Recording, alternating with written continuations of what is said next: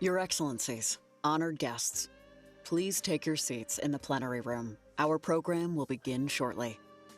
أصحاب المعالي والسعادة والضيوف الكرام، يرجى منكم الجلوس في مقاعدكم في قاعة الجلسات العامة. سيبدأ برنامجنا بعد قليل. Excellences, Mesdames et Messieurs, notre programme va commencer dans quelques instants. Veuillez prendre place dans la salle de la plénière. Suas Excelências, ilustres convidados, é favor ocuparem os vossos lugares no salão plenário. O nosso programa terá início em breve. Sus Excelencias, distinguidos invitados, sírvase tomar sus asientos en la sala del plenario. Nuestro programa comenzará en breve.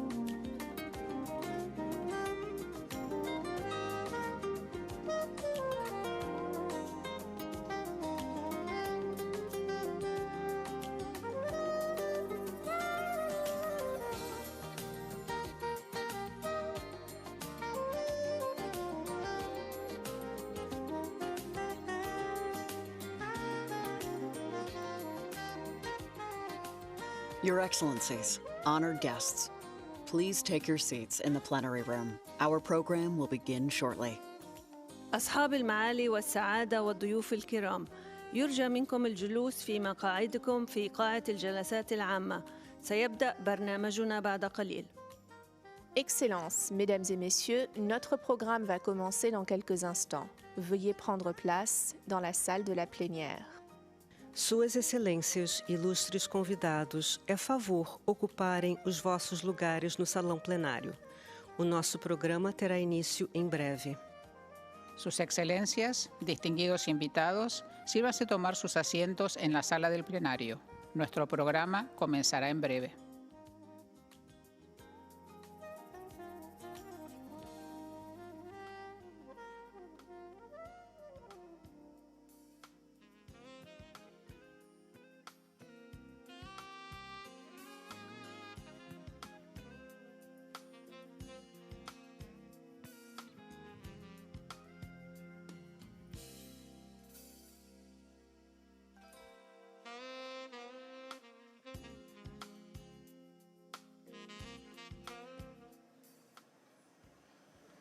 Your Excellencies, honored guests, please welcome the Honorable Gina Raimondo, Secretary of the U.S. Department of Commerce.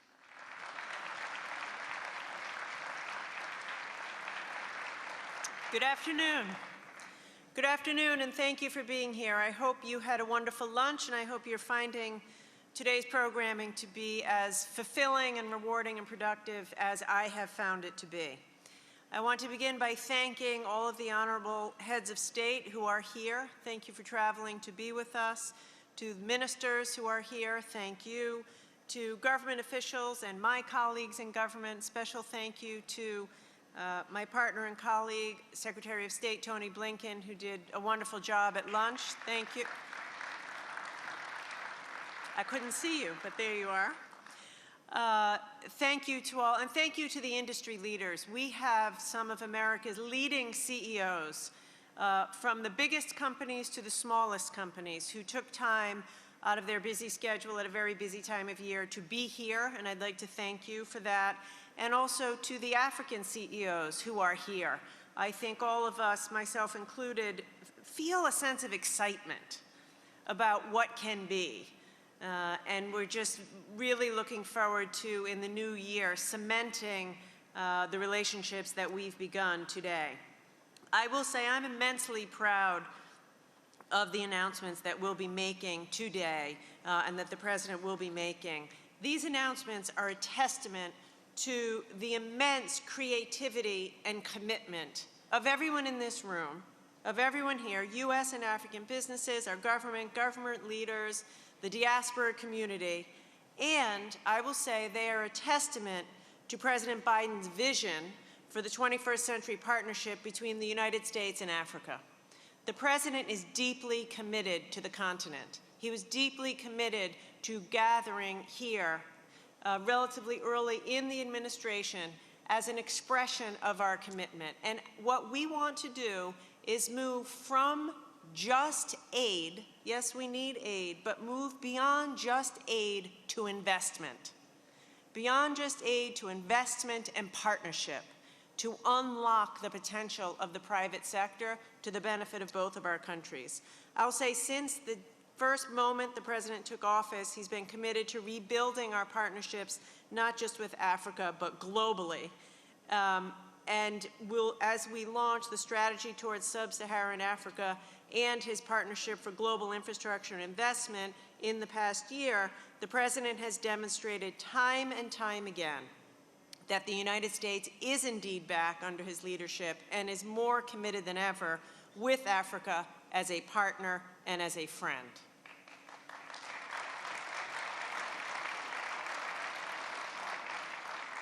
In the months ahead, under the President's direction, we will build on this forum to help drive the long-term prosperity and well-being of all of our citizens. You may ask, how do I know that? Because the President will make sure that we do that. And I think Tony and all of us who work for him know what I mean. He's a man who wants results. He's an unbelievable leader. He's a visionary. and I am so unbelievably proud to serve under him and with him. So with that, it is my great honor to introduce today's keynote speaker. Please welcome the President of the United States, Joe Biden.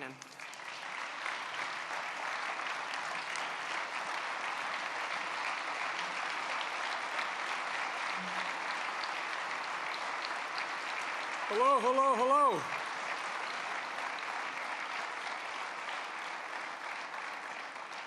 It's good to see you all. Please have a seat. And I know you're saying to yourselves, make it short, Biden. There's a semifinal game coming up. I get it. I see Secretary Kerry over there nodding. Hey, John, how are you, pal? Well, I want to thank Secretary Raimondo. She is one of the brightest and best folks I have working with me, and for all of you in this room for making this forum a success, particularly in Prosper Africa Deal Room. That sounds like something that we shouldn't be saying. Prosper Africa Deal Room. I kept asking, where's the deal room? I think I'm looking at it.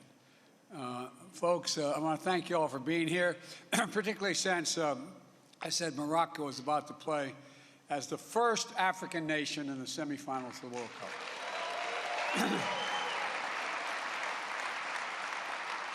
Distinguished heads of state, leaders of regional and global institutions, and of course, representatives of more than 300 companies, African and American. Welcome to Washington.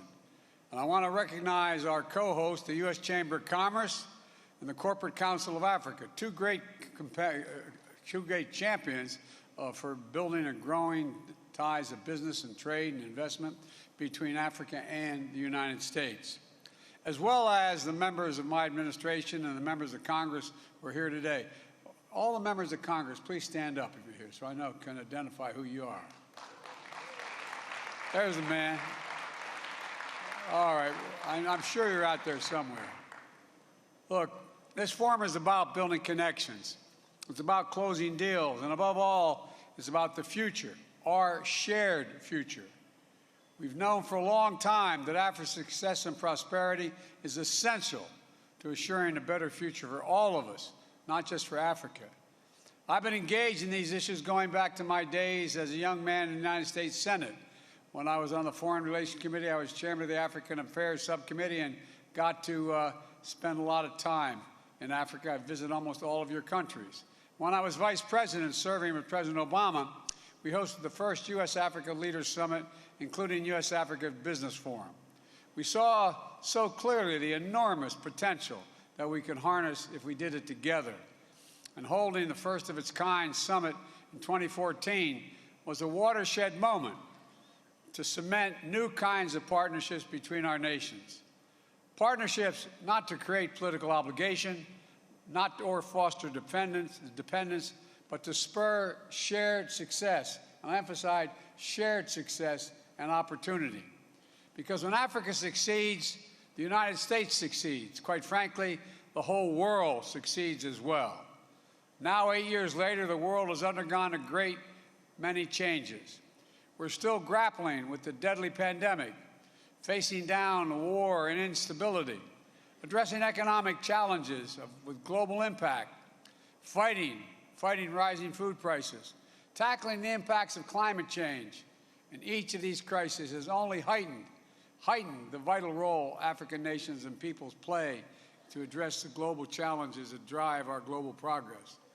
We can't solve any of these challenges without African leadership at the table. And I'm not trying to be nice, that's a fact.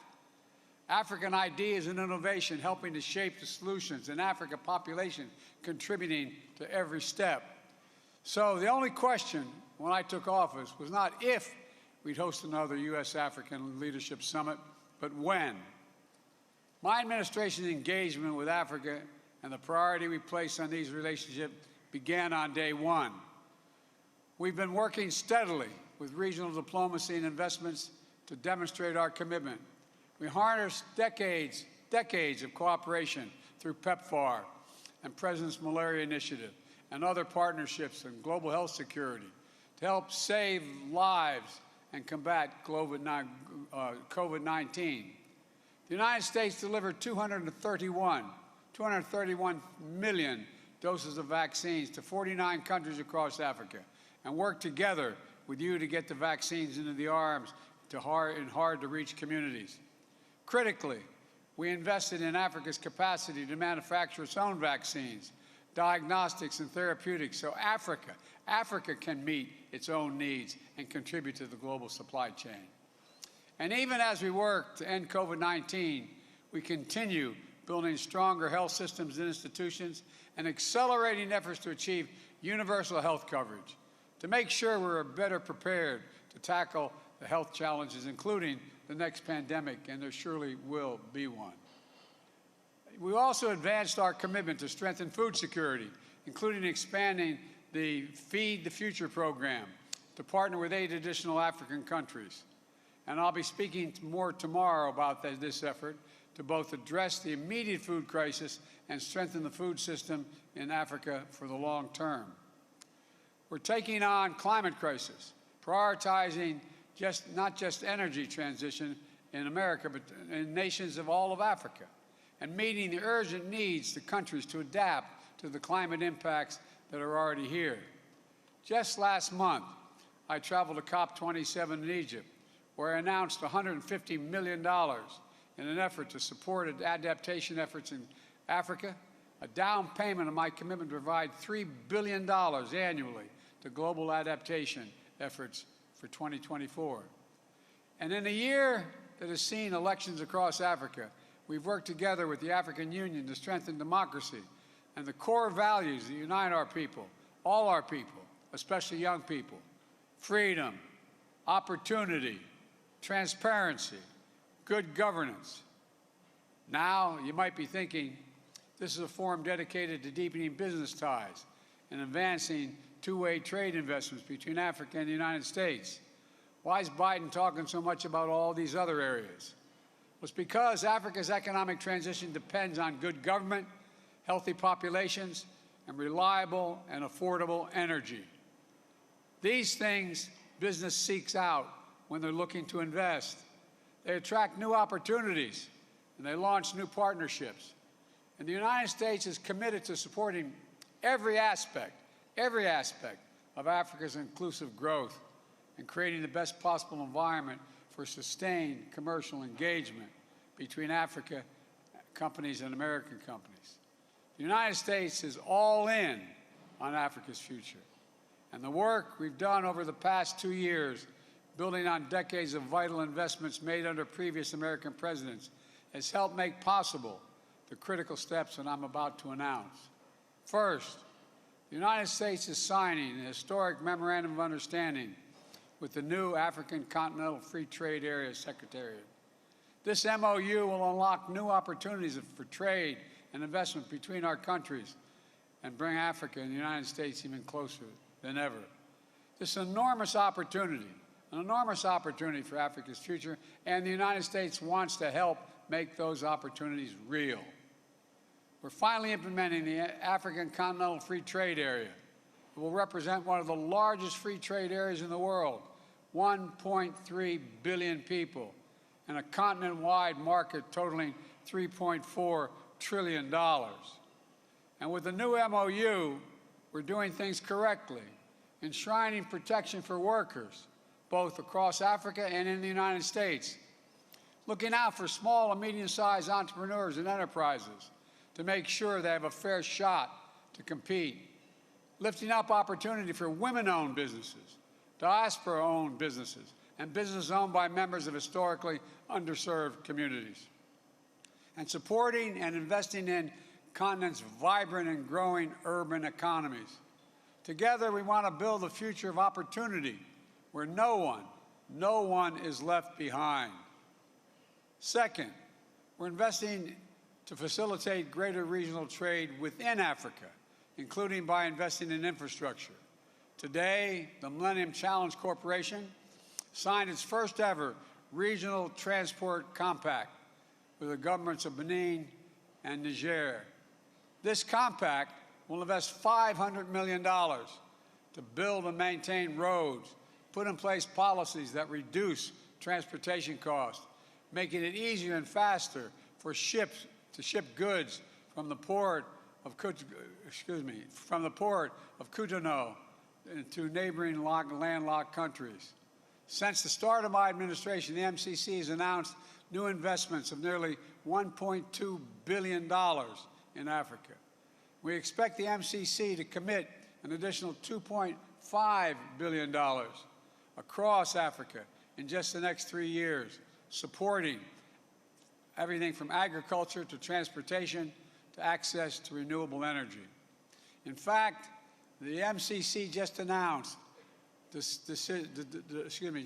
discussions for partnerships with 4 African countries. Our first COP4 compacts, Gambia, Togo, to boost economic development, and a compact with Senegal to bolster regional connections, a threshold program in Mauritania to help strengthen democratic governance and pursue policy reform to unlock economic growth. These MCC investments are part of the work we're doing worldwide through the Partnership for Global Infrastructure and Investment. I propose this initiative together with the rest of the G7 to help fill the need for quality, high-standard infrastructure in Africa and in low-income and middle-income countries around the world. And at the G7 meeting earlier this year, we announced our intention to collectively mobilize $600 billion in the next 5 years. Today's announcement join a portfolio of Partnership for Global Infrastructure and Investment projects already underway in Africa, including mobilizing $8 billion in public and private finance to help South Africa replace coal-fired power plants with renewable energy sources and develop cutting-edge energy solutions like clean hydrogen. A deal worth $2 billion to build solar energy projects in Angola. $600 million in high-speed communications cable that will connect Southeast Asia to Europe via Egypt and the Horn of Africa and help bring high-speed internet connectivity to countries all along the way. The bottom line is simple. Trade runs on reliable infrastructure to support and secure resilient supply chains. And improving Africa's infrastructure is essential to our vision of building a stronger global economy that can better withstand the kinds of shocks that we've seen in the past few years. Third, we're continuing to support innovation and entrepreneurship across Africa, investing in Africa's people. Developing human capital alongside physical infrastructure is another core aspect of the Partnership for Global Infrastructure and Investment. Today, I'm announcing that the U.S. International Development Finance Corporation is investing nearly $370 million in new projects, $100 million to increase the reliable, clean energy for millions of people in sub-Saharan Africa, $20 million to provide financing for fertilizer to help smallholder farmers, particularly women farmers, increase the yields of their crops, $10 million to support small and medium-sized enterprises that help bring clean drinking water to communities all across the continent, just to name a few examples.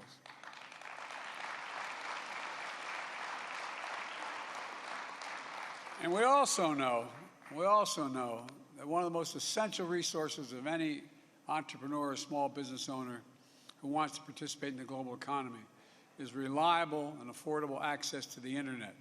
So today, I'm announcing a new initiative, the Digital Transformation with Africa, working with Congress to invest $350 billion to facilitate more than almost $500 million in financing to make sure people across Africa can participate in a digital economy.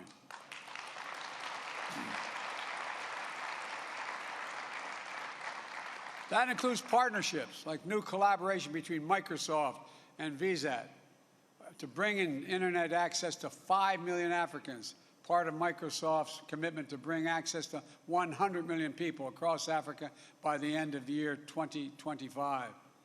That means programs to train African entrepreneurs with a focus on women entrepreneurs to code and build skills that need to start their own businesses, to secure good-paying jobs with technology firms.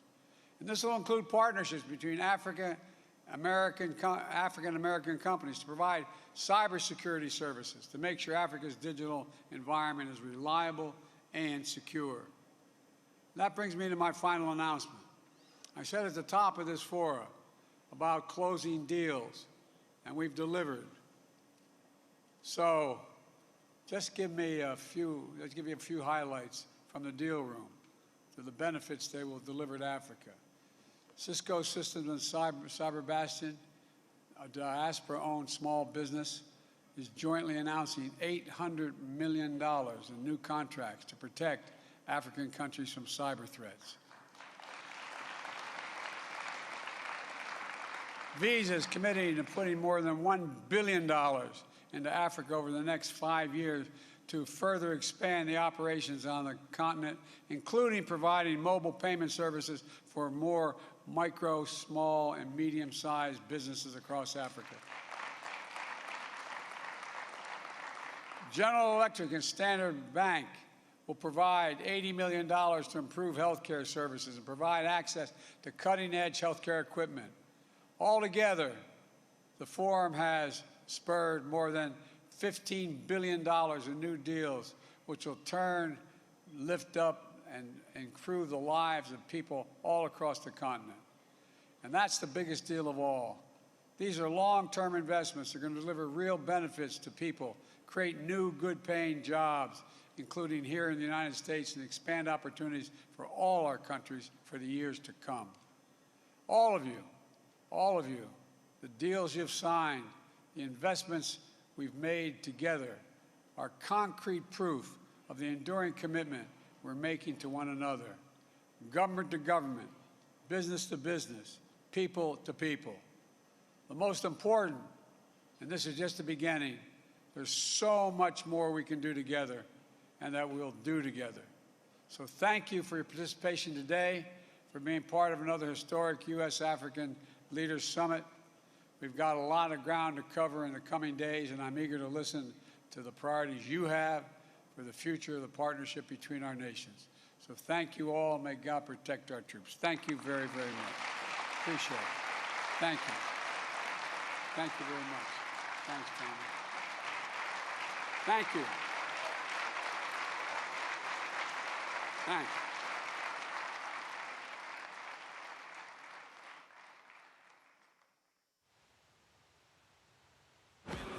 Together, gonna be good vibes, keeps on getting better.